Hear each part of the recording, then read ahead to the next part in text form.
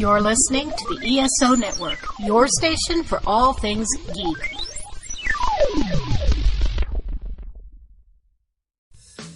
In a world filled with cigars, craft beer, comics, movies, and video games, only two men are brave enough to search out all things nerdy. It's the Cigar Nerds Podcast! And welcome to Cigar Nerds Podcast. I'm your host, Smokin' Joe. I'm Brad Jackson. And it's another one of those episodes where we have two cigars. What are you smoking this week, Brad? So, this week I'm smoking a little something special. This is going to be the Drew Estate Special. Liga Privada Anniversario 10. So, 10th anniversary Liga Privada is on deck. And I've always been a fan of the Liga stuff. You know. They don't usually work into the regular rotation, but it's always like if I'm having a special occasion, like a Liga is usually a good special occasion cigar. What special occasion did you have? Well, I bought one for my birthday, and yeah, that's about the only thing special. Oh yeah, you got married. That's why we got those. It was 'cause... Isn't this our first time recording since that happened? Yes. Yes, I made it. She let him out, boys. The chain hasn't been tightened down yet. Oh, it's been tightened, trust me. But no, this is notated to be a celebratory release, and it's got a Carrillo seed wrapper grown in the Connecticut River Valley, specifically for Drew Estate. A Mexican San Andreas Negro binder, Negro, paired with a mixture of Nicaraguan and Honduran fillers, and something about a cola de pescado cap and closed foot. Like, why can't you just say closed foot and pigtail? Yeah, like, that's pretty much what that because is. that's really all it is. But notes of pepper, earthiness, definitely a full body cigar. Absolutely made sure to eat before showing up, because I think you and I have both made that mistake of, you know what, we're celebrating, we haven't ate anything today, and fire one, and it's like, man, it takes a special cigar to, kind of make me think that I'm going to be a little queasy, but, I've had that experience, and I think that's one reason why I like these so much more for celebratory purposes. Yeah, this was meant to be smoked at the fire pit at the wedding, but then you got like dragged around by photographers for 2 hours. And yeah, like I was finally like, "Here's your cigar, dude. Smoke it when you can, because you're a busy motherfucker." Like, weddings are like, I don't know. That's the first time I've been to a wedding with actual photographers and stuff. Like, I knew there'd be a lot of pictures. I didn't realize that 2 hours before the ceremony and 2 hours after that's all I was going to be. Hey, we just had this rainstorm, but you see this power line with this amazing field over here? Let's run toward it. Okay. Yeah, by the time they finished, like, y'all were like struggling to eat. They kept coming, hey, we found something else we want to take a photo of. I'm like, motherfucker, let the guy, like, at least finish us some food. But I guess that's the reason why, it's like, I don't know. I hope when we did get, like, 30 of the sneak peek photos today.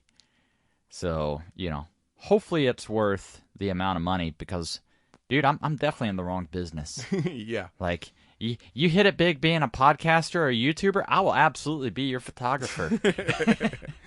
And, well, I am smoking another kind of special cigar. I'm smoking the Macanudo Vintage 2013 edition. So this thing's been aged the tobacco in has been aged for 10 years. Consists of a Connecticut broadleaf Maduro wrapper over Honduran Olacho San Agustin binder, and fillers of Brazilian Matafina, Nicaraguan Jalapa, Piloto Cubano Seco, and Piloto Cubano Lajero. That's a lot of words. Did you say Pilates? Yes, do some Pilates. get them abs straight. But this one's got kind of a coffee, spicy, earthy, and they say it pairs well with bourbons and scotch. Wish I had some bourbon and or scotch. I can probably arrange for that to happen. But speaking of vintage things, we're going to talk about a remake, reboot, reimagining of an old thing from the 80s. This week we're talking about The Fall Guy, starring Ryan Gosling. And if you've got to do some stunt work, you should call in the Strike Force. StrikeForceEnergy.com. Use your promo code Cigar Nerds for 20% off your order. Get all hyped up to fall off of a tall building or leap a burning car or whatever the other lyrics are to that song. We'll talk about that later. Was it fall from a high building, crash a brand new car? So anyway, that's all we got for you right now. We'll be right back with The Fall Guy. Well, I'm not the kind to kiss and tell, but I've been seen with fire up. I've never been with anything less than a 9. So fine, I've been on fire with Sally Field, gone fast with a girl named Bo, but somehow they just don't end up as mine. It's a death-defying life I lead. I take my chances. I die for living in the movies and TV. But the hardest thing I ever do is watch my leading ladies kiss some other guy while I'm bandaging my knee. I might fall from a tall building, I might roll a brand new car, 'cause I'm the unknown stuntman that made Redford such a star. And welcome back. It's time to talk Fall Guy. And I mean, I'm pretty good at falling down, bro. yeah, the older I get, the more I fall. But at least I've trained to learn how to fall now. So Well, tuck and roll. I wish somebody would teach me, because I don't even have to fall now and things hurt. Yeah, I just wake up, slept funny. I walked a couple miles at the Red Fest. I'm like, my knees hurt today. But You have knees? yeah. I feel like I just have stuff to... Oh God! Speaking of knees, and this is the show is we fall down tangents. I saw a video that made me inappropriately laugh, and I'm sure these guys were all veterans, so they would appreciate me laughing. It was a foot race. All the guys were knee amputees, but they didn't have their prosthetics on. They just had basically a cap at the end of their knee, so they're all short leg racing. The most inappropriate. It was fucking hilarious. These dudes doing and it was off road too. They were running through the fucking mountains with these on little short legs. It was it was hysterical. I don't know. How does that work? Do they sever them? Because in my opinion, and just getting on my knees to I'm working on something or what, shit hurts. Even with a cap or whatever, you gotta feel shit. Well, you got that I don't know what they call it, but it's the part that goes around your stub, and then you the prosthetic leg kind of screws into that. Well, instead of having the lower half of the prosthetic leg, they just had the foot piece screwed directly into the knee socket. Oh, okay, so they still had something. So they had normal prosthetic so legs, but for this they video, they're we're gonna do short leg racing, and I was like, that's fucking hysterical. Okay, so I took it as, all right, well... No, this wasn't their normal mode of transportation. This was something they were doing for the video. Well, no, I realized it was for the video, but I was thinking more so just fucking raw nub. No. It was screwed into the socket that actually goes onto their leg. They just didn't have the full extension. So yeah, we were I'm definitely going to need to see the video. Before we went off on a tangent, you were saying you didn't realize this was a remake. So you've never seen the original 80s Fall Guy? To the best of my knowledge, no. Well, the story's slightly different than in the movie. In the TV show, he runs basically a stunt company. It's him, his girlfriend, or what, and his nephew. It was played by Lee Majors, but he was basically a stuntman by day, and then a bounty hunter by night. So when he wasn't filming a movie, he would take jobs as a skip trace and go and getting people that had absconded on their bonds, and usually whatever stunt sequence he was working on for the movie or show that they were filming within the show, somehow that trick he would have to incorporate it to catch the bad guys by the end of the episode. It's all right, in this episode, I'm jumping out of a helicopter and landing on a semi. Oh, the guy's running away in a semi. Hey, I know what to do. Let's do that stunt we did from from this movie. and he drove like a badass. Because this was like back in the '80s when everything had to have like a special vehicle, like like Magnum's Ferrari or like fucking Airwolf 18. Well, I mean, van. I definitely recognize the fucking truck, Yeah. but like. That's one thing I did appreciate. I'm gonna have to brush up on my, I mean, damn, like I thought I was pretty well versed, being an '80s baby, but fuck no. Well, this was like early. I think it was like 81. Yeah. This was like I don't think I ever saw it when it was live. I saw it like later on when it was in reruns and stuff. But I always thought that show was cool as shit because it was like the dude like drove a big jacked up truck, smoked cigars, and like kicked ass. It made me want to be a stuntman. Well, that sounds but like... I never did it because I live in Georgia, not Hollywood. I mean, bro, it's not too late because Georgia's turned I into know, Hollywood. but now I'm too old to that shit. I'd jump off a building. I would like definitely die. Nah, you'd be fine. As long as somebody doesn't try to, sabotage you and... So, yeah. That too, and it had one of the... Because this was also in the 80s when every show had to have a cool theme song. Like, nowadays, like, if they have a theme, it's just like a thematical, like, musical piece. It's not like a song. Well, the Fall Guy had like a badass theme song called "The Unknown Stuntman," and it was sung by Lee Majors. So he's the star, kind of like a Walker Texas Ranger doing singing the Walker, or Chuck Norris singing the Walker Texas Ranger theme song. Was it supposed to rain? I thought it was already done for the day, but yeah, now we're getting some rain up in here. So if you hear that on the mics, we are storming here.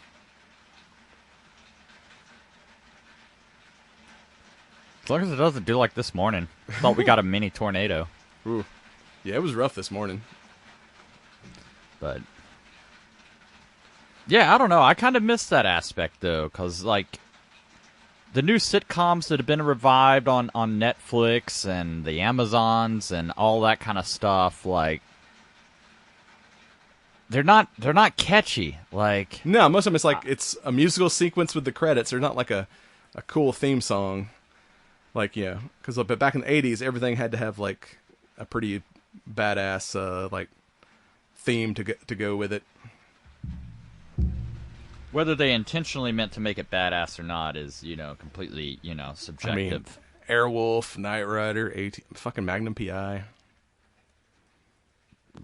I mean, we did a whole, like, long ago, if you look way back in the catalog, we did a episode on 80s detective shows, because I don't remember if Fall Guy made that episode or not, because he wasn't really a detective. He was, like, more of a bounty hunter. He lived in a cabin out in the woods. I mean, like I said, I wanted to be the Fall Guy. I mean, dude, we just gotta find some woods because they keep cutting them down for subdivisions. Yeah, you need like fucking buy a mountain at this point just to live out in the middle of nowhere. Just look out and be like, yes, this is me on my mountain throne. But yeah, we got the new version of Fall Guy starring Ryan Gosling and Emily Blunt with Aaron Taylor Johnson. But also like that it's directed by David Leitch, however it's pronounced his name. But it's a movie made by like a former stunt guy, kind of like the John Wick films, like the the directors of the original John Wick films. Well, and we've talked about that for stunt guys. Some of the films that stunt guys have gone on to take the director role, and like they've made legit badass films. Because that's the thing. Like I'm watching this and I'm like, I don't even think about how many times. The actor that gets all the credits and all of the face and the screen time, how much all the stuff that makes me be like, that dude's a badass, is played Just by some his dude double. that you have no idea That who I have no clue who he is, getting, no real credit or anything. Like, yeah, I mean, that's kind of like that, the theme song, The Unknown Stuntman, which they had I kept waiting for that song to show up, and then I didn't get it until like the credits, and they got like a new cover of it by Blake Shelton. But yeah, Ryan Gosling plays Colt Seavers, which is also like a badass stuntman name. But before we even get into like kind of the details of the movie, I really appreciate, you know, him being the director, being a former stunt guy, that it all practical effects. Like these days now, it's like fucking they can do most of this shit with like CGI. But you know, in this movie, if they were flipping a car, making a jump, or like blowing shit up, they like legit did it practically. And even if you stay all the way to the end during the credits sequence, they show a lot of like the behind the scenes filming, going say, hey, look, here's us really flipping this car like 10 times. Or I'm pretty sure that big jump they do in the trophy truck at the end of the movie was like a world record like jump. Like they had never jumped a truck on camera like that far in a movie. So yeah, I like really appreciated like the, you know, as kind of a filmmaking nerd, like the practical stunt effects was like, yeah, I mean, so there's impressive. Just something about, you know, CGI, like cool for the programmers and the people, but you know, like that's never going to replace. You know, if I'm watching a Marvel movie, yeah, cool CGI because there's aliens and laser guns and shit. But dude, I'm watching like an old school action aliens. movie. Yeah, okay. With the old school action movie, I'm just like, oh, this is badass. But I mean, the amount of engineering and rigging and everything else, like to. Yeah. This is going to be perfectly safe. Perfect. You just hop in there, jump that 250 feet. We all shake hands, kiss babies, and walk away. Don't forget to give the thumbs up. Yeah, I need that trademark grin and the thumbs up. So yeah, I kind of the throwback to the original. I like that, like when you see him like at home in Hollywood before, because the movie within the movie they're shooting in like Sydney, Australia, I think it is. But yeah, when you see him like at his house, he has the '83 GMC 4x4 from like the original show. I'm like, oh, that's badass. You even see him doing donuts in it, like at the end of the movie. I mean, now that I've seen the truck, because I've actually put together, you know, a fucking model of that truck before. Oh yeah, you know, I forgot about that. When you were in like a model kit. Yeah, so I'm like, you know, that's right up there with the fucking truck from Twister with Dorothy on the back. Like, you know, you just certain iconic vehicles. I'm just like, yeah, I'm gonna start me a. And then they became harder, and I had to start buying Japanese models, and those don't come with assembly instructions. And, no, at halftime they're like in Japanese. And I'm like, you're going to remain in the box. Yeah, I remember had a buddy of mine that like ran a comic books, or friend of my parents that had like a comic book store. So she'd get me some like of these like Japanese Gundam models before they were like available here, and that shit would be like totally in Japanese, and I'm like, I'm glad this thing has pictures because I can't read these fucking instructions for shit. Well, that's like that. I was trying to piece together that DeLorean, and I'm like, this is obviously the shell, and I got nothing from there. Like even the fucking wheels had to be assembled. Oh, if you want a DeLorean, Fan Home has a DeLorean now. It's like these super high detailed like all metal models. Mm-hmm. And it's like a subscription. You sign up for whatever a month, and they'll send you like a couple pieces, like a couple steps each month. And like after like a year, you have like a completed model. But they're like you can fucking turn the lights on, and like if you reach inside and turn the steering wheel, the wheels move, and like everything lights up and makes sounds. They're like super fucking detailed models. But they do like. Sounds expensive.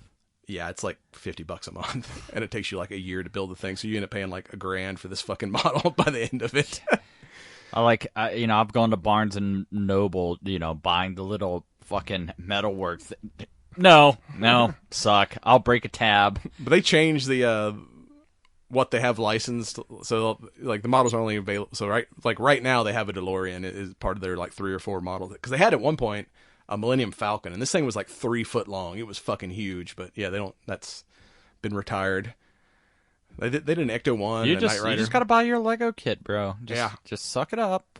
Hell, it'd be cheaper. $200 the other Lego kit's cheaper than that building that fucking. No, I was Phantom talking model. about the one that's like $2,000. Oh, I mean, it's probably cost about the same after you pay the month to month on that shit.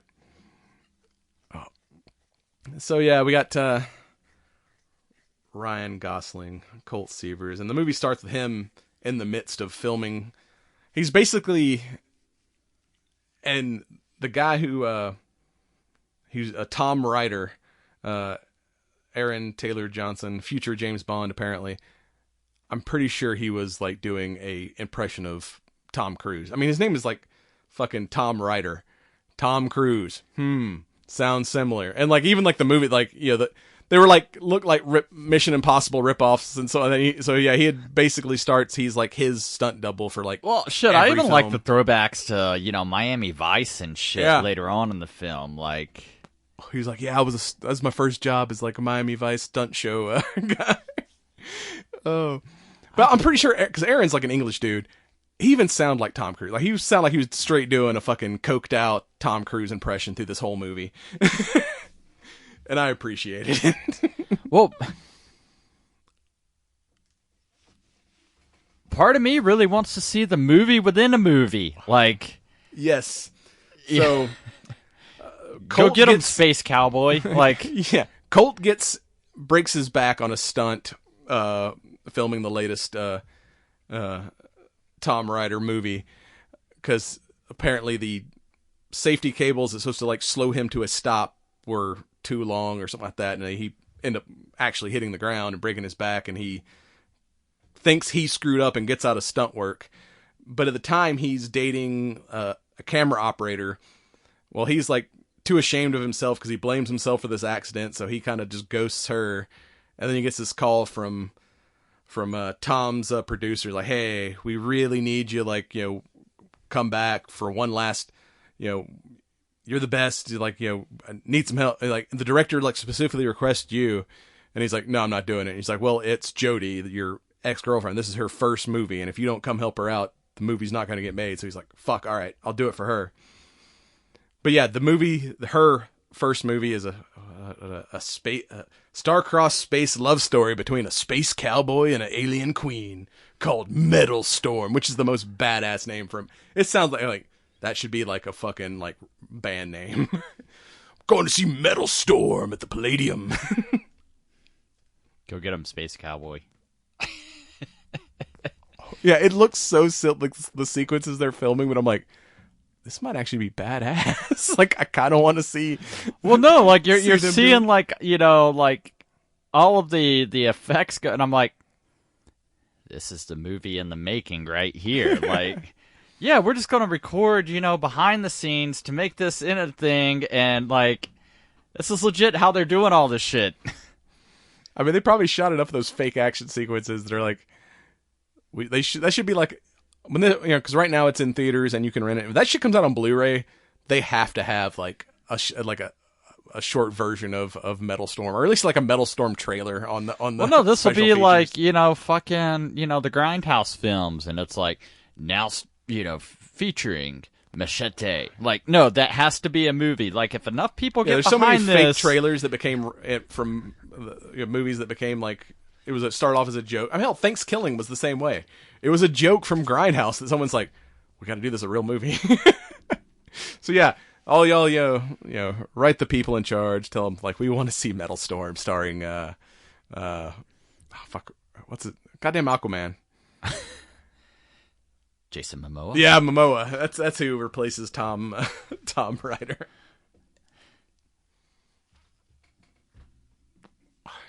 So of course Colt gets there and finds out that, oh no, she didn't request me. In fact, she hates me.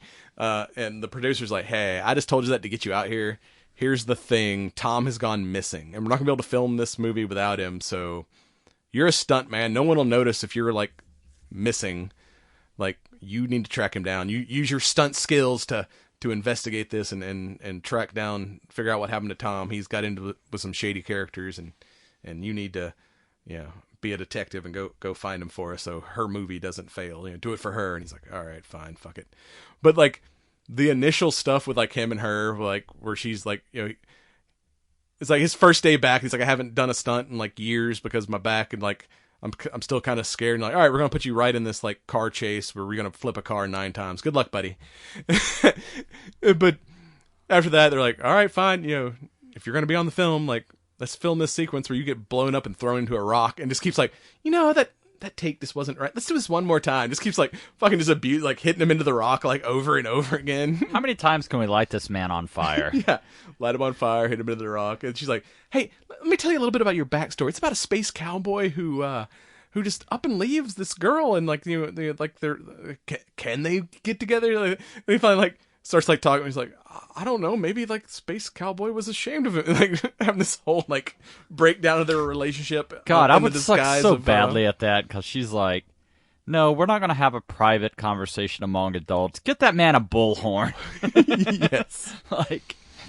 And then they're like, the one alien's like, here, let me have it. Like, yeah, like I had a 3-way. Like, no, that's like, he's like, no, you don't have anything intelligent to add to this conversation. Just go sit back down, extra.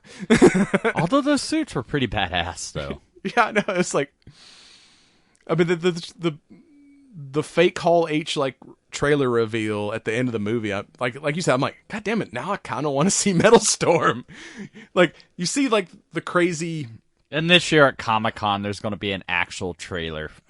Yes, because you see all the crazy sequences they're filming and stuff, but then once you see it with like the CGI overlay of like, you know, the blasters actually shooting stuff, and like it looks like they're on an alien world instead of a beach in Australia, you're like, oh fuck, this looks fucking awesome.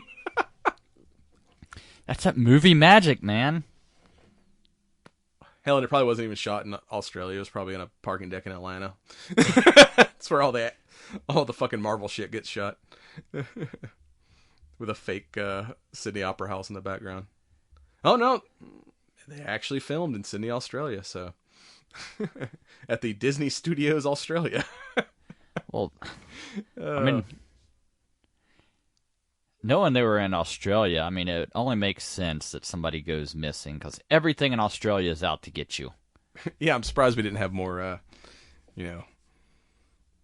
alligators or something and crocodiles. Yeah, that's it. That's the things that are in Australia. Other than the nut-biting dog, there wasn't a lot of animal sequences in this movie. No, the fucking cockatoo, dude. Oh, yeah, I forgot about the cockatoo. I was like people walk in, hello. I'm like, God damn it! Now I need a bird that greets me when I walk in the house. Oh yeah, my cats run up, but they don't say anything. I want like a bird come give me like a fist bump or something when I come in the door. Make me feel welcomed when I come home.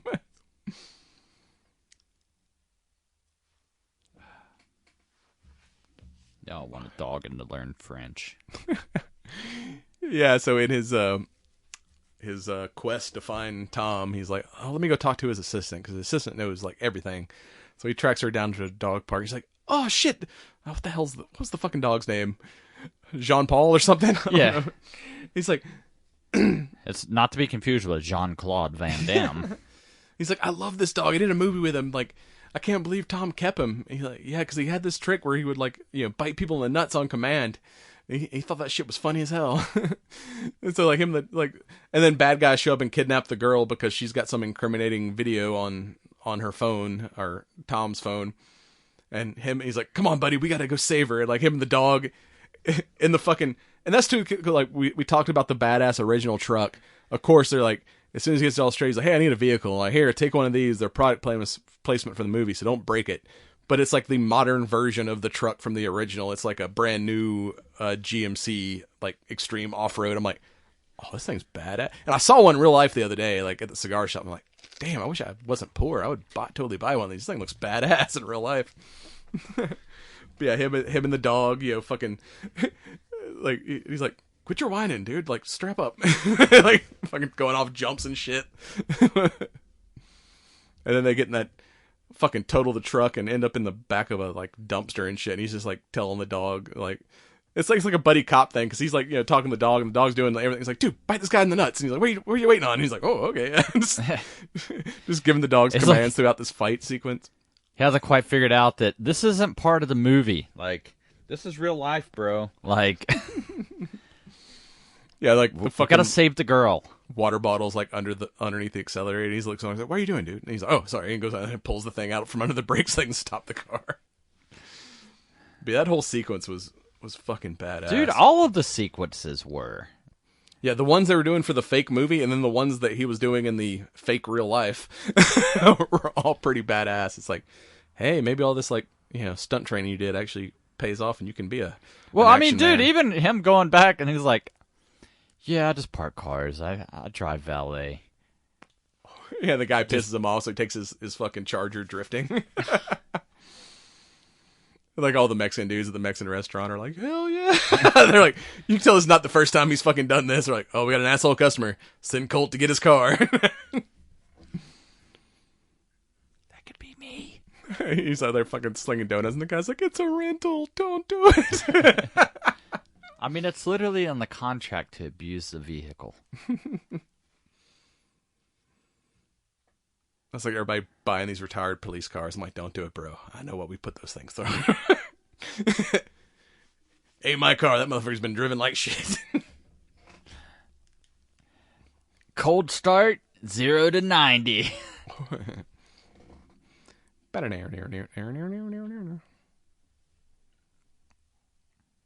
another great action movie. So, question I thought of today and like kind of pause the discussion on this. Of all the 80s shit we've gotten remakes of, is there something that you've not seen yet you think this deserves a modern reboot? Or surprised that we haven't seen it yet? Because we've gotten Dukes of Hazzard, we've gotten Fall Guy, we've gotten A-Team, we've gotten Magnum P.I. Like a lot of this stuff had a modern reimagining, but Knight Rider got a TV show that only made 2 seasons. It was kind of lame, but because it just ain't Knight Rider without the Hoff. No, I mean you can't, dude. That's such an iconic character. Like you can't. I mean, I say that, but was good. I mean, it only lasted like 3-4 seasons, but I like the new Magnum PI. The only thing I could come up with, I'm like, they haven't done a remake reboot of is fucking Airwolf. Like, I'm surprised that, because I would like to see that with like modern technology. Because I always thought Airwolf was badass. So that's like the one that I've not seen a, hell, even like Baywatch got a movie. You know? I mean, whether it's a comedic interpretation or like a legit like, you know, remake of something. It's like, yeah, they've kind of drug up all the old 80s TV shows at this point. But I'm like, yeah, I'm surprised we've not seen an Airwolf movie yet. Because that too was about stuntmen. You know, they were stunt pilots that, you know, did missions for the CIA in their spare time when they weren't doing stunt flying. I don't know. I'm trying to think. You know, I mean, like. Hell, another A-Team movie. That fucking A-Team movie. Well, and I was going to good. kind of say A-Team, but then again, I'm like, like that's why, like sometimes, like with the reboots and stuff, it's like I get taken by surprise sometimes, you know, because I'm like, in my head, I would have never like, this is a classic. Let it be its thing. Pay homage to it, but I don't think about, oh, this is reimagined and with modern tech, and it's like, holy shit, like this is super badass. Like I'm just not a visionary like that.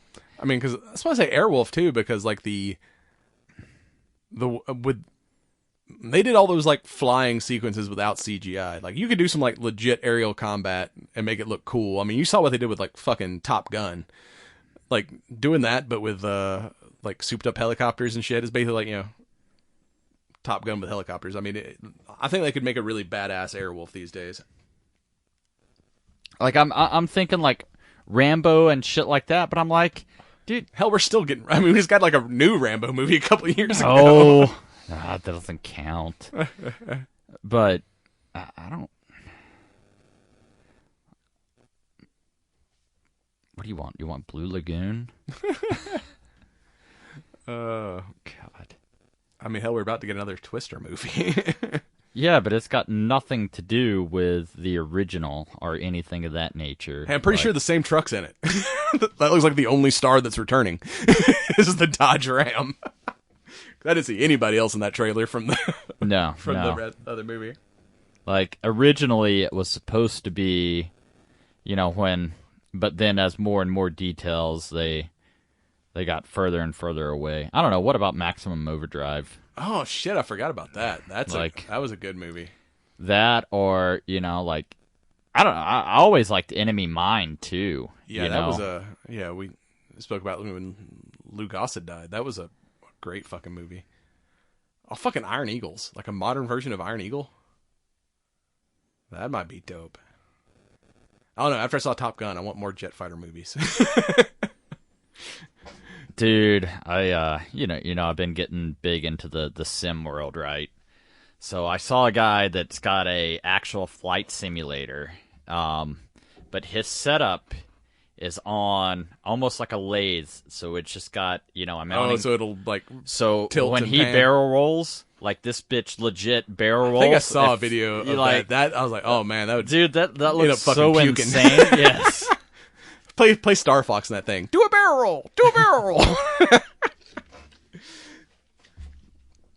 Oh, speaking of Star Fox, I did see a video that those front perspective racing drones. Yeah. Somebody basically made a small Star Fox fighter and put it on like a stick in front of the racing drone. So from that camera, it looked like the video game with like the first person perspective of the Star Fox fighter, and he was like running it through the woods and shit. I'm like, oh damn, this looks like fucking live action Star Fox. This is badass.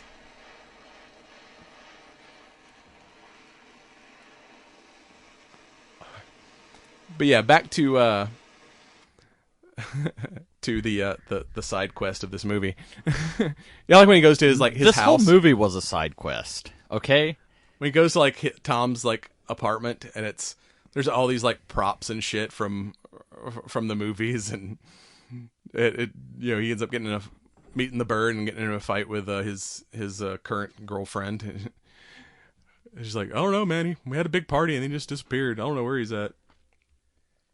But when he finally finds the camera, it turns out apparently Tom got high and murdered a dude at a party.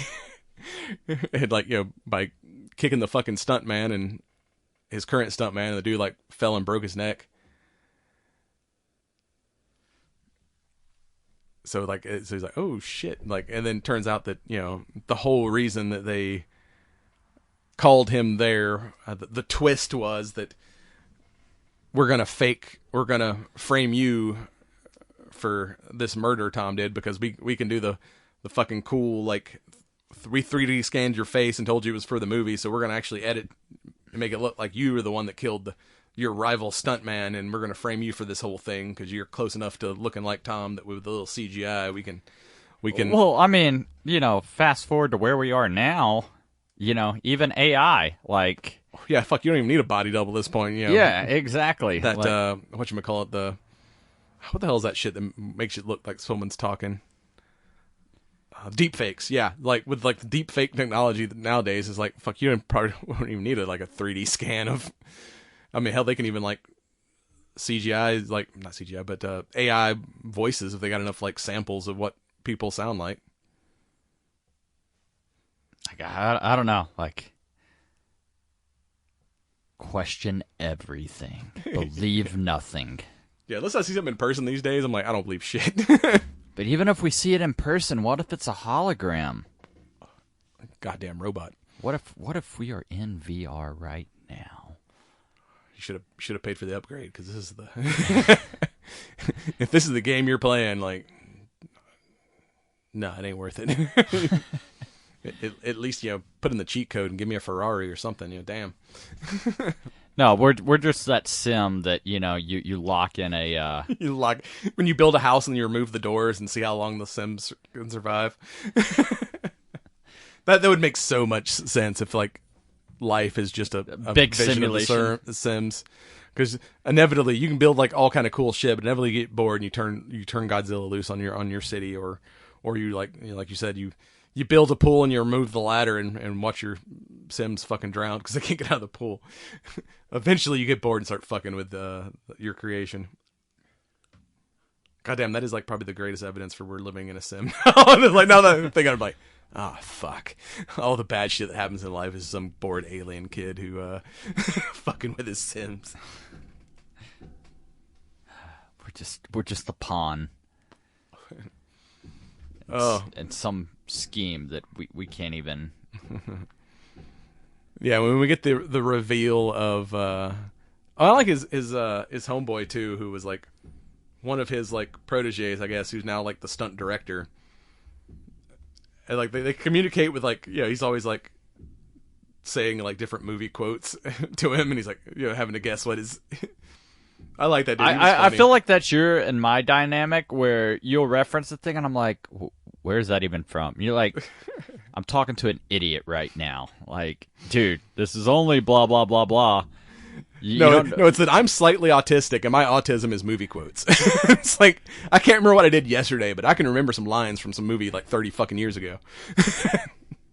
I have selective photographic memory. And gun stuff. I'm like, oh yeah, he's using a SIG P220 and with a 15-round mag. I know exactly what that gun is. I said, it's like Brandon Herrera said. It's like, we're all a little autistic. You just get to choose your special abilities. And I got the movie quotes and gun knowledge special ability unlocked on my VR character. I don't have any unlocks yet. I'm still in like the tutorial phase, so you don't get any skills. You're just like, you walked forward, you did good. Achievement unlocked. You ducked under a log, perfect. You didn't hit the wall. I've hit the wall many times. Oh. But yeah, I think too about this movie, it's still in theaters and still doing fairly well. What did I see? Like 143 million when I looked at it earlier or something like that? Yeah, box office so far is 145, but it came out on video this last week, like where you can rent it. But it's still in theaters, and there wasn't that much drop off week to week, even though you now don't have to go to the theaters. I mean, and this is one I can say recommend like you see in theaters because the action sequences are worth it on the big screen. I watched it on my phone, and I was like, damn, I got a gift card to the theater. I should have went to the theater, but then I wouldn't have been here because I would have been like, Joe, I'm at the theater. I'm not going to get out till like 9 o'clock. And what about the soundtrack to this movie too? Like talking about throwback to like 80s and 90s. Fucking, we had Kiss.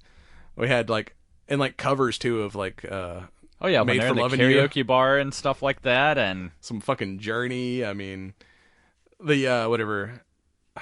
But nothing. A little thing called Love during one of the action sequences. I mean, it was nothing compared to the fucking end of the film, though. Like, that's when it got badass. Like, for real. Before we even get to that sequence, because he's like, he pulls up. He's like, "What's this jacket?" And he's like, "Oh, it's from my first thing I worked on. I was a Miami Vice stuntman in like the Miami Vice stunt show or whatever."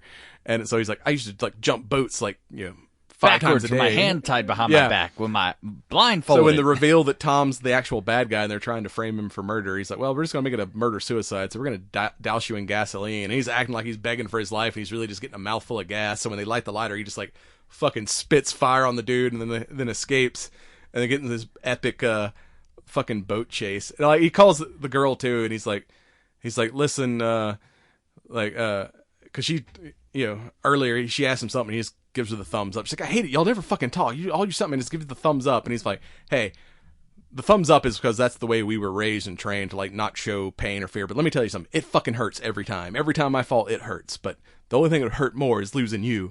And like whatever happens, like I love you. And then fucking like blows up jumps the boat and blow it up. I'm like, oh, he ain't dead because this is like his old school stunt shit. And then he shows back up and he's like, yeah, fucking the video got destroyed. So like I got no evidence that Tom, she's like, no, don't worry, we got this. Like, now that they think you're dead, he'll actually return to set, and then we'll make him do his own stunts and get him to confess to the murder because you're going to scare the fuck out of him. So he's like, they're like, yeah, we want to get you in the truck for just some reaction shots. You're not going to drive just the blue anything. Screen stuff. Yeah. I didn't even know there was I knew green screen.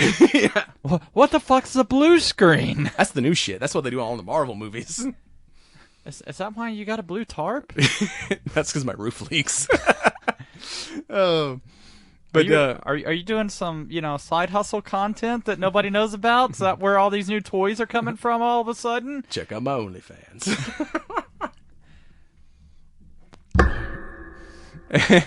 So yeah, he's in the truck, this badass like fucking yeah, do the reaction shots, and then all of a sudden like fucking Colt gets in dressed like exactly like him. He's like, hey, guess what? I got the steering wheel, and steering wheel's on my side of the car, so let's do a little thing. You know, fucking just takes him off on this like badass car chase, and they're filming like the final sequence of the movie while they're trying to like scare him into confessing, and he's like shit's blowing up all around him, and then of course his bodyguards try to come rescue him, so like the whole stunt crew's like in on it. They're like fucking these dudes up, like, you know, setting off the explosions and rolling their cars, and like the whole time they're like filming the whole thing like, this is gonna look fucking badass if we don't all die. If this all comes together, man. Yeah, don't fuck with stunts, man, because stunt crew like fucked all these like operator dudes up.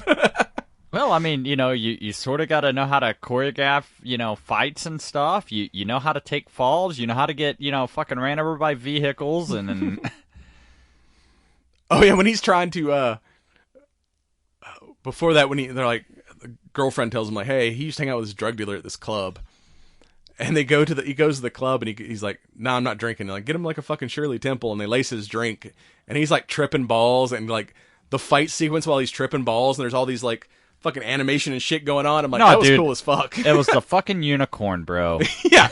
He's like, how long is this shit gonna last? Have you seen the unicorn yet? Yes. All right, yeah, you still got a couple hours to go. And like the whole time he's like fucking trying to investigate, and the damn unicorn is like following him around and shit. But like when the dude gets his car and tries to run away, he like, all right, I gotta stop this car, puts in his fucking mouthpiece and just jumps on the windshield, takes the hit. That's one way to get a motherfucker to pull over. And I mean, you know, we always end up inevitably comparing movies to video games. And you had your helicopter boss battle. Yeah. Oh yeah, because they get the confession, but then the bad guys get the hold of the tape, and they're trying to like fly away, and he's got like jumps on the camera car with the crane. Yeah, get me to the helicopter, get to the chopper, and that whole like mid-air fight sequences where they're like beating the hell out of each other in the back of a Huey. I'm like, he's like, you know, shooting out one end, like flipping up under the, and he finally like, you know, gets them all, and he's like, hey, dumbass, your gun's out of bullets. And he click, click, click, and he just gives him like the double bird and like fucking backflips out of the helicopter onto the pad. I'm like, hell yeah. I want to be Colt Seavers when I grow up.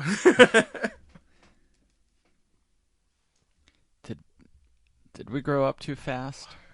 Yeah, now we're too old to be Colt Seavers. Are we, though? I don't know. Fucking Ryan Gosling's probably like same age. But he's in a lot better shape than I am. Is he? Oh, there's a. Have you seen that car commercial he did for Fall Guy? Yes, yeah. Where they're like, hey Ryan, can you go pick up all the guys for like the premiere? And he's like, yeah, sure. And he's going and picking up all his stunt crew, and they're all like jumping out of buildings and doing all kind of crazy shit when he like when he picks them up, and then they start doing fucking carpool karaoke with the with the stunt guys. Dude, we could totally do this. I got the GoPro. I mean, you got a blue screen. Yeah. I just don't know how to use. I can do a little bit of video editing. I don't know anything about CGI. We need a nerd to teach us how to do. We might have Photoshop. One. Be like, hey, I need you to get that camera and shit from your college. Yeah. Yeah, your fucking wedding video better look like a damn Marvel movie with that fucking camera. Like, I just saw you out there just, like, looking at all the things on it. I'm like, I wouldn't even have a clue what I'm looking at. I'm like, holy shit, this is a red camera. This is way too much camera for what he's filming today. This is fucking awesome. I mean, the camera's so goddamn big, he had to, like, wear a fucking back brace with a crane attachment to it. You can't carry the motherfucker. Yeah, I mean, I had a full-on fucking director. What? Where does that make any sense? And I like the professional audio equipment was, like, kept falling off. I'm like, dude, I got, like, these little DJI wireless mics that would just clip on. I'm like, your shit doesn't even have a clip on it.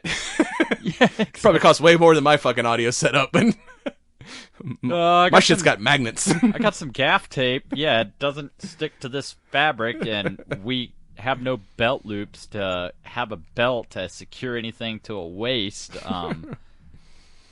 Everything's fine. Yeah. Until it wasn't. Yeah, and your shit falls off in the mid-ceremony. I planned that. Okay, because... We should have got a boom mic and, had somebody out there holding a boom mic over you. God, missed opportunity. That would have been so badass. Had a telescoping boom mic that you could just... Whoop. We talked about so many cool things and did none of them. Hindsight's 2020. You're like, hey, you know the thing we should have done? Well. So what's your favorite action sequence of this movie? Oh, my... I don't know. Seeing the garbage truck go through, the fucking burbs, with a fight in a dumpster on the dragging a dumpster. That one was pretty epic. But then, everything that transpired in the canyon, there was so many cars rolling, so many explosions. That's definitely the biggest set piece. But yeah, I think I like that car chase through Sydney, dragging the fucking dumpster and them fighting it, and then the dog jumping in and out of the fight, biting motherfuckers in the nuts. I'm like, that was cool as shit. I definitely never got tired of the dog. Like that whole thing where he's like, "Come on, buddy, we got to protect your core." And at the end, you when it kind of shows what happens, he's back in the stunt game, and now it looks like because he's got the Fall Guy logo on everything, so now it looks like he's back. He started his own company. This is almost like a prequel to the TV show, because in the TV show he was much, or at least appeared much older, because in the 80s, 40 looked like 50, and now 40 looks like 25 if you got enough roids and plastic surgery. But yeah, so he's got the truck, and he keeps the fucking dog. He's like, fuck that guy, he's an asshole. I'm taking his dog. I'm taking the girl, and I'm taking his fucking dog. Whatever happened to the bird? Just doing donuts. I wanted the bird to do a cool stunt. Yeah, just doing donuts on the beach with his girl and his nut biting dog. And then we got cameo from the original stars. So once they've stopped the bad guys and the cops show up to arrest him at the end, it's Lee Majors and Heather Thompson, who played the original Joni from those were the two cops that show up and arrest Tom and his producer at the end of the movie. I was like, fuck yes, they got the original Fall Guy in this. I kept waiting for him to show up in some kind of cameo. I didn't expect him to be the cop at the end that comes to bust him. And his badge, if you look, his badge just said Fall Guy on it. It wasn't an actual police department or anything. And then his, Tom's domestic. These aren't real cops. These are people from fucking props. I'm calling my lawyer. Walks out into the middle of a fucking minefield. Caution, no cell phones. Explosives. And he's like, oh, I'm getting a signal. Boom. And oh well, that took care of him. And his assistant is like, hey, somebody give me the number for Jason Momoa's agent. And then you get the. Because her whole thing was this, my first movie. This is he's going to be my Hall H Comic-Con reveal shot, and they cut to them doing the premiere at in Hall H, and it's all the sequence you saw Colt filming previously. Now it's Jason Momoa. It's oh shit, yeah, fucking Jason Momoa and Metal Storm. I'll make it happen.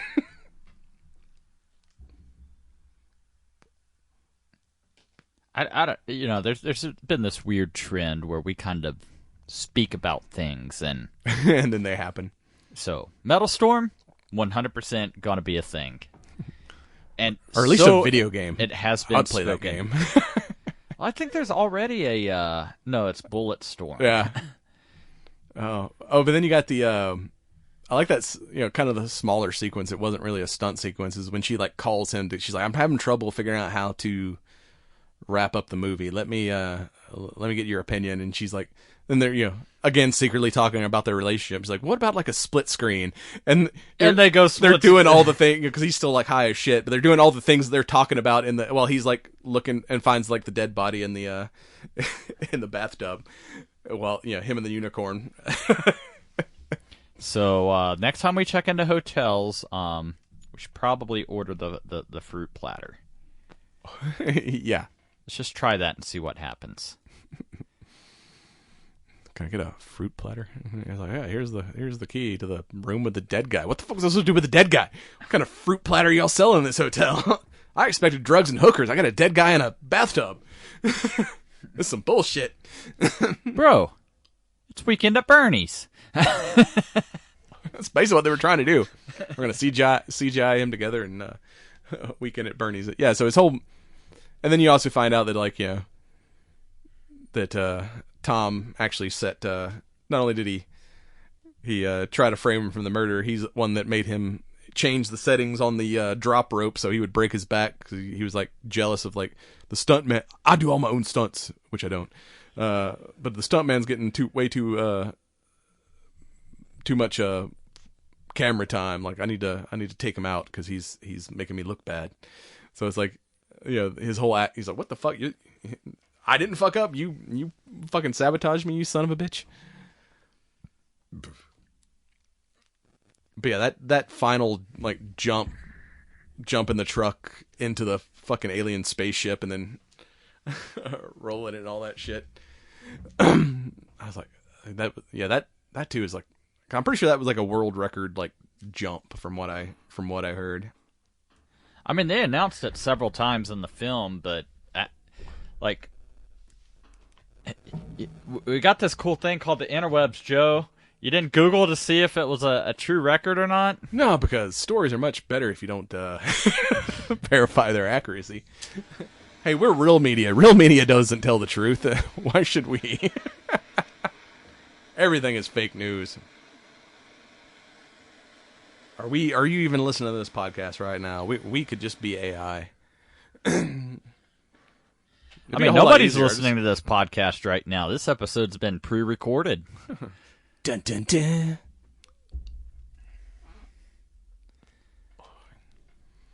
I'm surprised you don't have some cool props or something set up on the table. Yeah, I didn't have any Fall Guy toys. Like, you're the one that had the...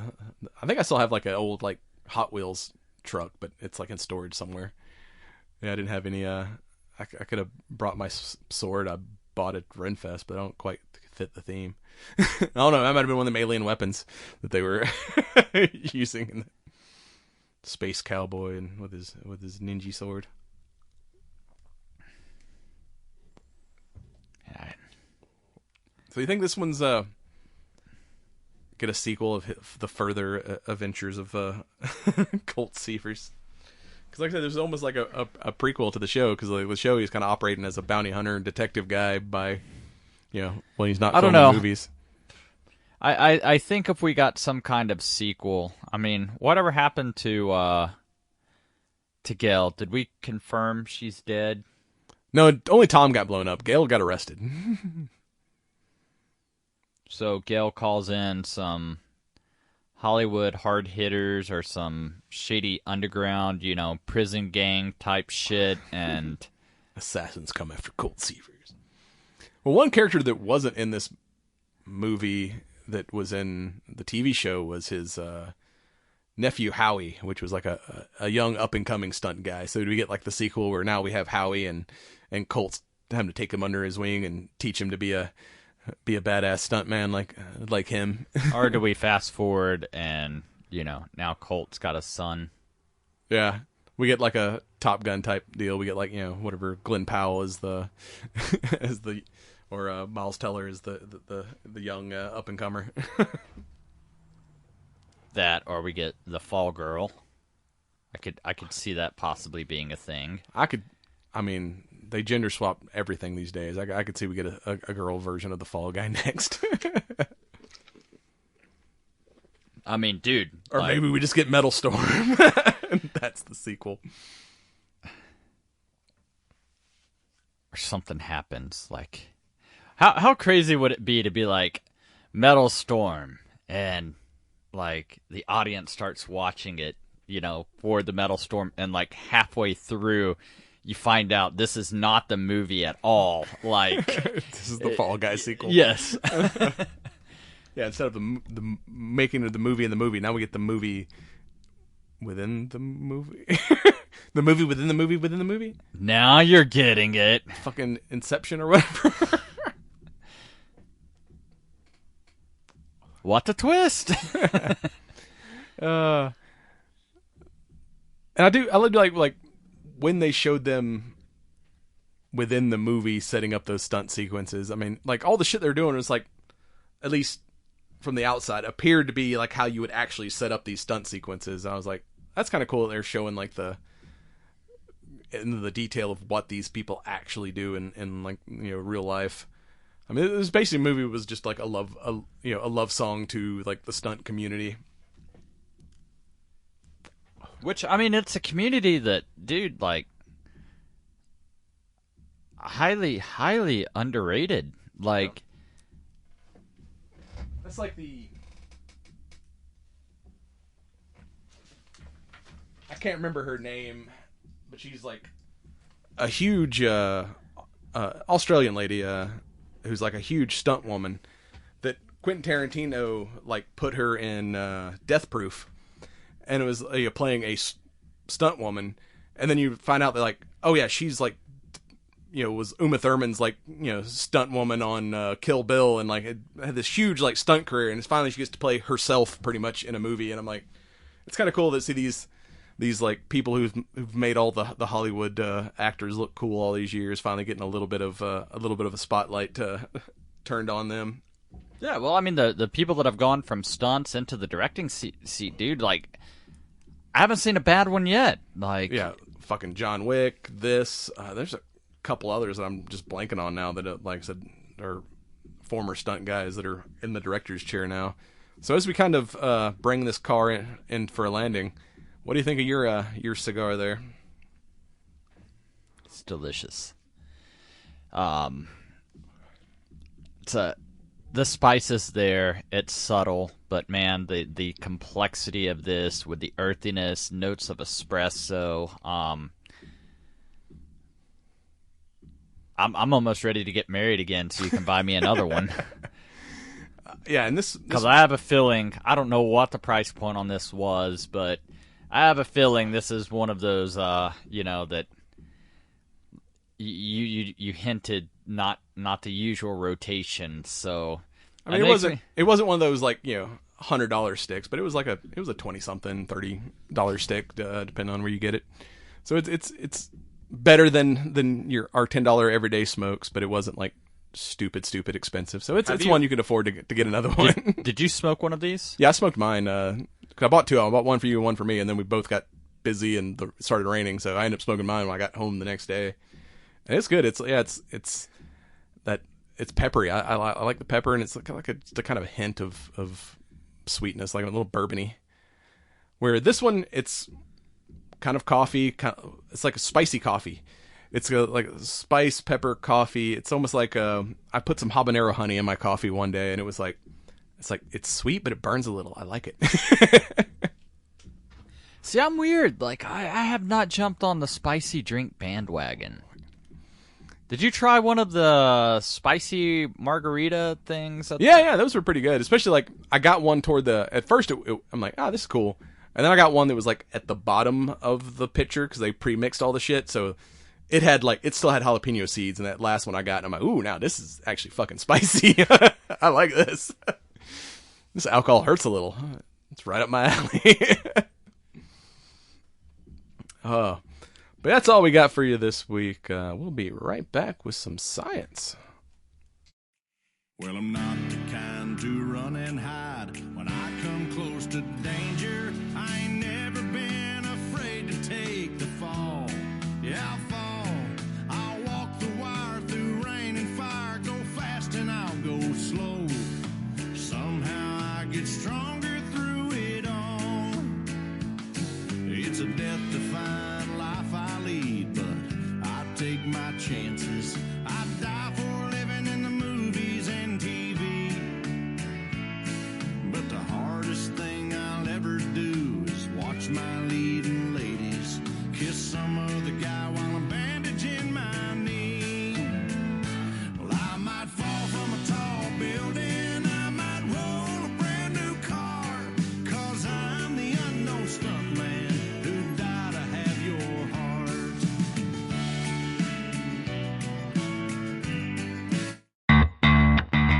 Love music from rock to soul, from prog to rap, from funk to metal, from the 70s, 80s, 90s, and now? Then check out Modern Musicology Podcast. Join hosts Alan, Stephanie, Anthony, and Rob for a wide variety of topic discussions and interviews with musicians, producers, authors, and more. As always, keep rocking on.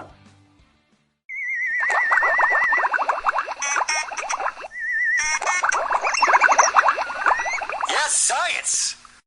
And welcome back. It's time for some science. What are we going to do on this episode of Science? We're going to talk about weed, warp drives, dead monkeys, and YouTube friends. I have a friend that does YouTubes. So, first up, it's hot as balls out here. It's getting so hot, it's raining monkeys. I mean, I've heard of it raining men, but... Well, I remember, like, back in the winter, there was, like, a problem with iguanas falling out of trees in Florida because it was getting so cold. So cold they were freezing. Well, Mexico apparently is experiencing a heat wave, and I didn't know this, but apparently there's a one of the places that they were reporting this was in the city of Tabasco. I was like, there's a Tabasco, Mexico? Sweet. Is that where the sauce comes from? Or the peppers? Well, I mean, you know, it comes from Tabasco peppers. But yes, at least 138 howler monkeys have been found dead in the Gulf Coast state of Tabasco since May 16th, according to the Associated Press. Basically, it's so hot that these monkeys are just dropping out of the trees with dehydration and fever, like, you know, aka pretty much like having a heat stroke. That sucks, because when I was in Nicaragua, like, that was always kind of the thing you looked forward to in the morning was, you know, we were right on the cusp of one of the rainforests, and, dude, just the howler monkeys, like, going crazy. Like, it wasn't roosters that woke you, it was those guys. And they're loud as fuck, too.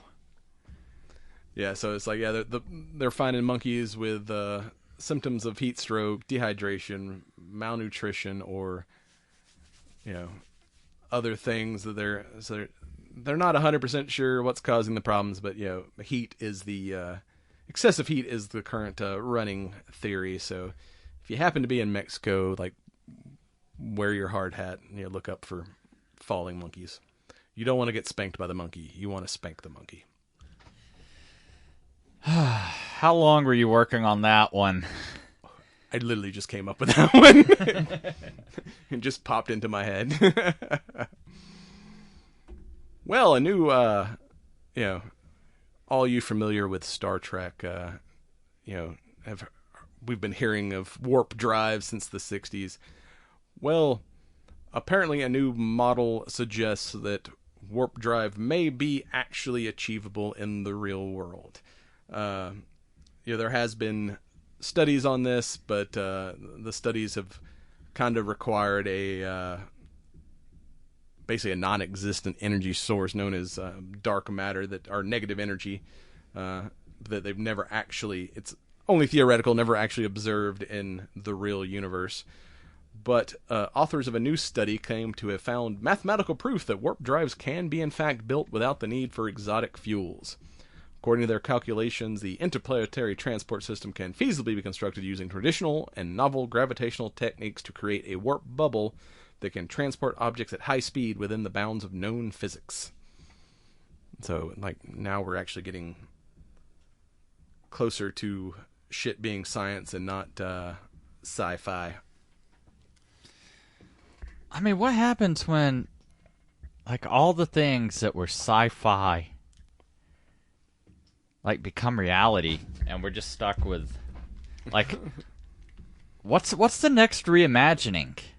I mean, you know, because modern sci-fi is, like, still using ideas from 30, 40 years ago that are on the cusp of, you know, no longer being, you know, fiction. Yeah, like fucking holograms and lasers and all kind of shit that in the 60s was, oh, this is totally fictional, to nowadays, like, yeah, that's like fucking cell phones, like the old Star Trek communicator, like video conferencing, you know, all these things that were sci-fi back in the day that we're using now. Like, who's coming up with like new sci-fi that like can eventually become like, you know, I mean, the only thing.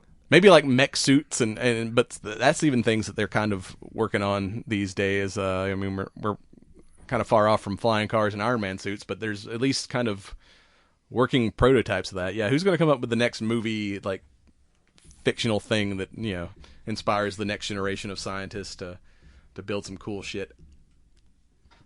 Portals to hell on Mars, bro. Yep. So they're saying the solution involves combining a stable matter shell with a shift vector distribution that closely matches the well-known warp drive solutions, such as the Alcubierrean metric. Basically, Dr. Jared Fuchs explained, we've shown that warp drives might not be relegated to science fiction. Unfortunately, the physicists say while it's technically their solution would not be able to reach light speed, but it could get pretty damn close. And unfortunately, it basically uses gravity as a propulsion system, eliminating the need for the fictitious dark energy. Although the design would still require considerable amounts of energy. So at this point, it's just, hey, we wrote this paper in the Journal of Classic and Quantum Gravities. This shit's possible, but we ain't got the batteries for it yet. Now we got to work on that problem. So we figured out the math on how to do the thing. Now we just need enough power to do the thing. So who's it going to be? Is it going to be Musk? Is it going to be Rivian? Which one of these battery manufacturers are going to... Hey, we got you this fucking... whatever, quantum coil, or what was it, 0-point module from Stargate that powered all the things. It's going to be like some kind of like nuclear containment, you know, battery thing. It's like a fucking real life proton pack. We built a nuclear accelerator that'll fit in your trunk. And if you cross the streams, it does this really cool thing. Yeah. Well, speaking of weird ideas, according to a new study, Americans rather get high than drunk. So, daily cannabis use overtakes drinking in the U.S. for the first time. Which makes sense with all the places that it's now legal. Well, I mean, you know, I think there's something to be said with... You're not necessarily going to have the detrimental hangover effects. You don't necessarily lose... I mean, unless you just get absolutely baked out of your mind... Like, being high is vastly different than being drunk. Like, you get to a certain level of drunkenness, and you're no longer functioning. Yeah, and then there's, like, the downtime to, like, get back to sober, where I think, like, weed is, like, the recovery time seems to be much quicker than the recovery time from alcohol. I haven't heard of stoners talking about a hangover the next day. They may be a little bit extra hungry or sleepy the next day, but it's like I've not heard of any of the stoners I've encountered talking about a weed hangover. I mean, I've definitely been in production environments, knowing that some of the people I've been alongside, like that was a routine. Like they woke up, they smoked a little bit, Oh, there's a guy that, and never once missed a beat. Like there's a guy because. Not Facebook, even Facebook and Instagram's basically turned into fucking TikTok, where once you've looked at all the things that you're following, it starts giving you, like, suggestions.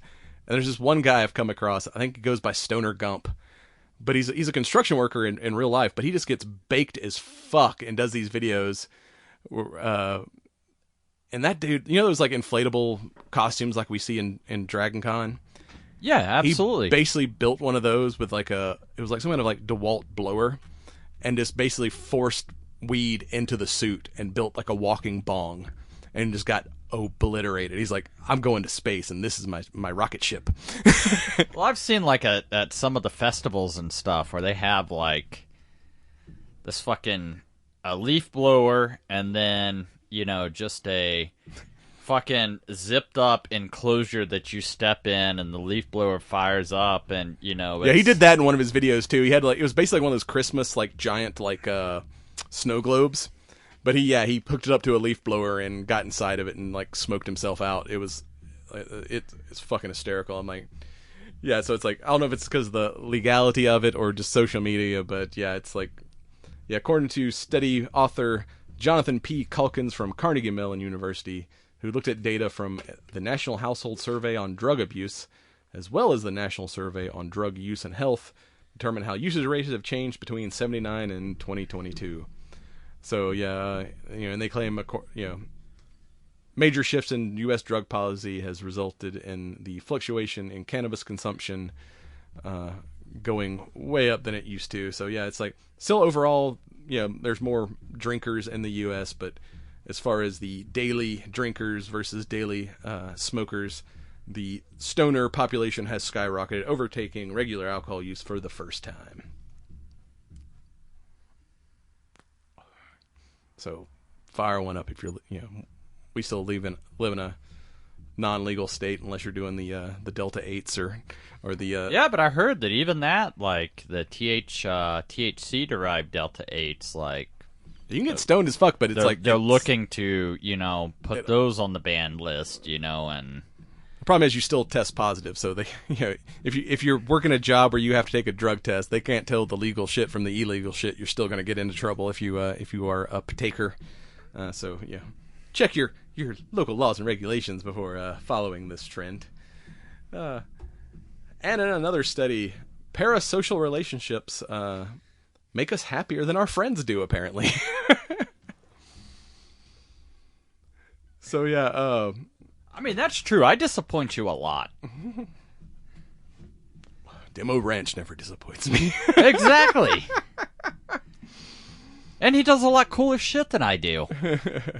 Yeah, so in this new study, people, parasocial relationships are basically one-sided relationships like, you have with the people that you follow on social media. And they said, according to this study, people got more fulfillment and enjoyment out of watching, YouTube or whatever social influencer versus talking to their own, like, coworkers. So, basically, weak, two-sided relationships were less emotionally fulfilling than one-sided parasocial relationships. They said still close personal relationships were still stronger, more fulfilling, and made people more happy, with your loved ones and close friends and all that. But as far as just people you associate with, you get more enjoyment out of, watching some idiot on YouTube or on this podcast or our YouTube channel. Hey, if we're your virtual friends, good on you, buddy. We appreciate you. I'll be your friend in real life if we ever see each other. But yeah, so people get more fulfillment out of their fictional friends than they do their kind of weak associated people in their lives. Well, I also saw there was a study or an article that I was reading, just kind of the overall effects of social media, and it was kind of, you see all of these influencers and other things, how, I travel the globe, I go on these lavish trips, I, live in a life of luxury, and, the adverse, depression aspect of things, because people were trying to compare their lives to, the life of this, social media influencer, star, whatever, and I'm like, yeah, I can absolutely, see how that could be, and then, you see the things, it's like, oh yeah, I'm on my way to Paris, I'm gonna film a video of me from the airplane through the milk jug by the window. Yeah, the fakers. I mean, most of the people I follow on YouTube are gun tubers, because I'm never probably going to be financially stable enough to own a belt-fed machine gun, but I can always go online and watch some other person do a breakdown of it. So I like to look at things that I'm probably not going to be able to do in real life or ever own, or even historical old shit that I'm it's a lot of the historical I saw things as you get older, every man becomes obsessed with World War II. And I got to say, some of these historical YouTube channels, yeah, I guess I'm getting that age, because I watch a shitload of Fat Electrician and some of these other historical recaps. You know what's going to come shortly after that, though, is you're going to gain your old man strength. Hell yeah. That's the era of life I'm looking forward to. I Can't wait. Well, that's all I got for you this week. We'll be right back with some nerd news. And now it's time for all things nerdy in nerd news. And welcome to Nerd News. Yeah, news. In this rendition of news, we're going to talk about comics, upcoming movies, upcoming Netflix series, and, some other surprises. So stay tuned. Utter shit. Yeah. We're talking about cows. Well, earlier in the main segment, we talked about, some of the badass Lego sets and, that sort of thing. So, Lego has just revealed a 5,471 piece. I thought you were going to say dollars. No. I'm not sure. This may translate to dollars real quickly, but this is going to be a Lord of the Rings Dark Tower of Mordor set. So, yeah. Yeah, fucking Legos, man. God, them things ain't for kids anymore. Shit's too fucking expensive. But I love it because as you're building this thing, it's going to include a lot of Easter eggs and everything else. As you're building the set, I'm looking for some, Yeah, so I guess you'll, in addition, you'll also get some characters and some other things, that'll go along with the Dark Tower. It'll have the throne room, the compartments that open to reveal a map. Ladder on the top floor of the tower can be moved left and right. At the summit, you'll have Eye of Sauron, which rotates in various directions and features a light brick to make the eye glow. There's also 10 minifigures, including Sauron, Mouth of Sauron, Orc, Frodo, Sam, Gollum, and Gothmog. And if you purchase between June 1st and June 7th, you'll receive a free Legos icons. That'll, the Fell Beast set, which features posable wings, joints, and Nazgul minifigures. And this will be available for purchase on June 4th. This is recommended for ages 18 plus. I guess expect little tiny pieces with this. Because 5,400 pieces are kind of ridiculous. But I think it's just amazing what you can do with Legos now. Like, gone are the days of you and I just, building block houses. Yeah.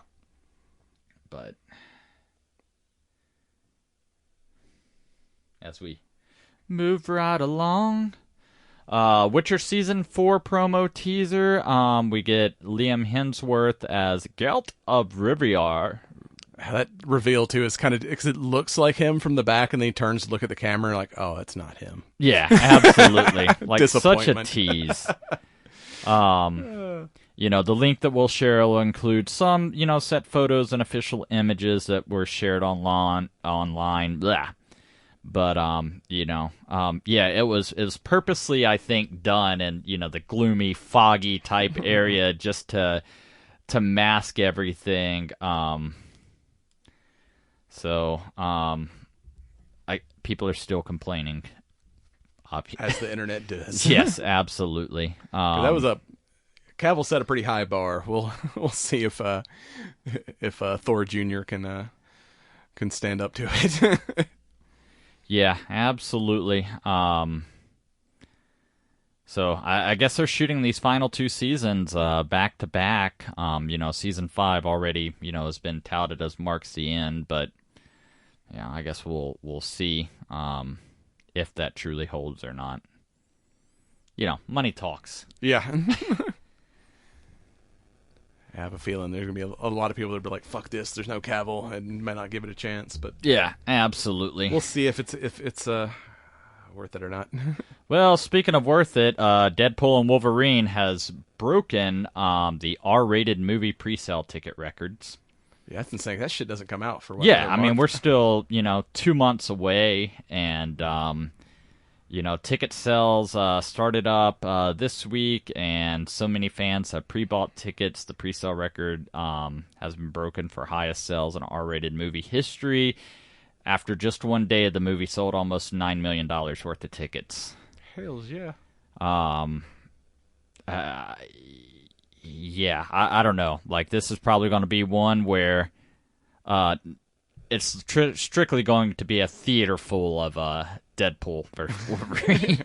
I did see a pirate Deadpool at the Renaissance Festival. But, I think this is a good thing, too. Like, I don't know. We talked about Fall Guy and, how good that movie is still doing. But, dude, I've been concerned if we're going to be able to maintain a theater in Dawsonville because, a lot of times I go and there's not very many cars in the parking lot these days. No, but then again, I usually end up seeing it like weird hours, like middle of the week, or I haven't gone to like a Friday premiere to see how busy it is on a opening weekend on anything in a while. Yeah. So I don't know. I definitely think I'm gonna call it now. Okay. Return to Deadpool and Wolverine #1 cosplay of DragonCon 2024. Probably, yes. At this point, it's like I think the Deadpool mania has kind of died down the last couple of years, but I think we're going to get a re-up on the massive Deadpools this upcoming year. Now, I will say I'm going to throw in another contender though, but with Beetlejuice coming out, I expect to see quite a few Beetlejuice and Wendy, right? I got that right? Or no? Is that Addams Family? Yeah, that's Wednesday is Addams Family. Fuck, what is the girl's name? Lydia. Lydia, that's it. There you go. I mean, I could see, the both of those characters playing a big role. Yeah, so it's I good expect to see a lot less pink and a lot more black, purple, red, and yellow. Oh no, we're getting Deadpool Barbie this year. No, that Barbie craze is over and done Beetlejuice with, I Barbie. think. I don't know. So yeah, I don't know. I can't wait to see. After last Dragon Con, I was hearing "Hello Barbie" in my fucking nightmares for weeks. Well, we don't really talk too much about comics, but this kind of seemed interesting to me. I guess there's going to be a Marvel Comics miniseries of Predator versus Black Panther. That's got potential. I mean, they did a Batman versus Predator back in the day. I think they did like 2 volumes of it too, and it was. I think I have them or had them at some point, and they were pretty badass. So, and T'Challa is basically Black Batman. Well, this is going to be a 4-issue miniseries, and Predator and Black Panther will face off with one another. The synopsis is the Predator is headed toward the African nation of Wakanda to obtain vibranium for his tribe, and while the creature is on the mission, it finds itself at odds with Black Panther. I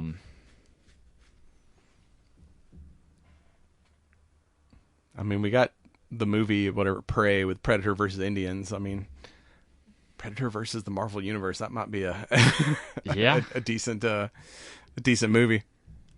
So I don't know. I mean, kind of some of their weapon choices that the Wakandans have access to, as well as the Predator, and you're throwing the vibranium into the mix and everything. I just had an idea. Predator versus Punisher. Frank could be the most dangerous prey. I can see Frank taking on the Predator. That would be interesting.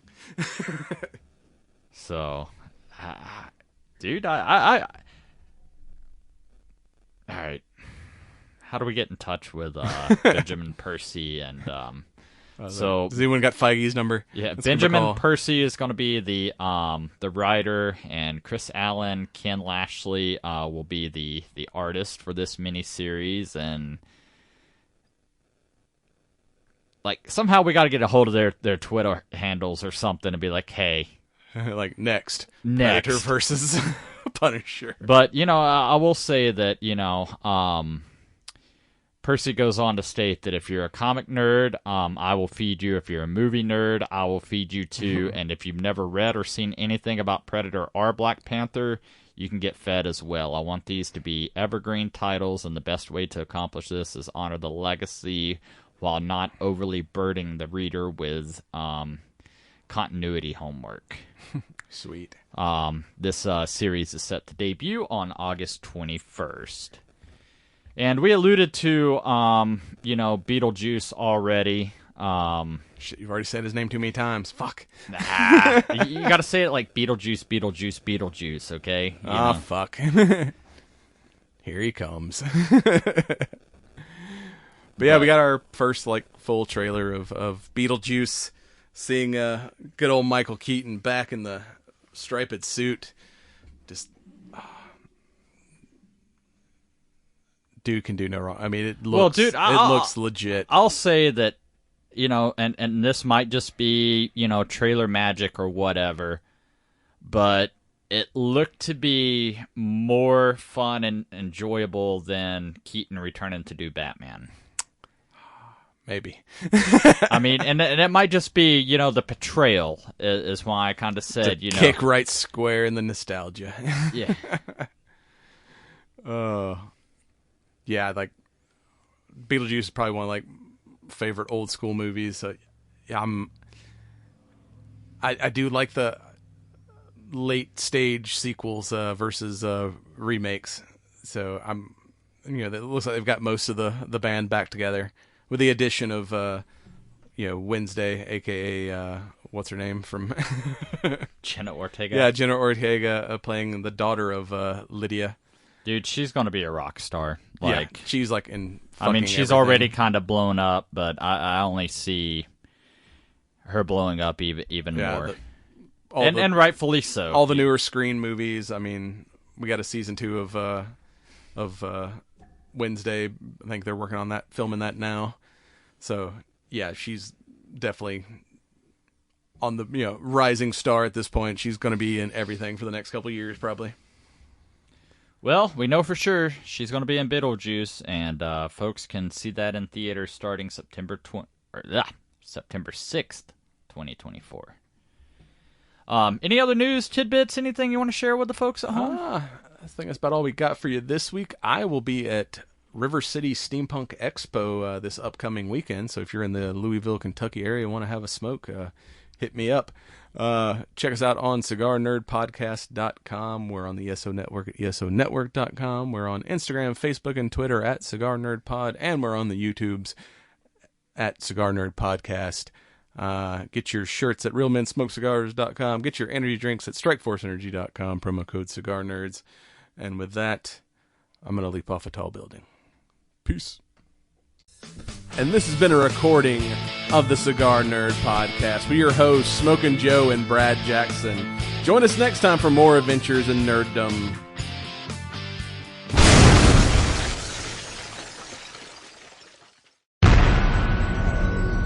This has been a broadcast of the ESO Network. Be part of the crew and help support our shows by donating to our ESO Patreon or by shopping at the TeePublic store, which can all be found at www.esonetwork.com. The ESO Network, your station for all things geek.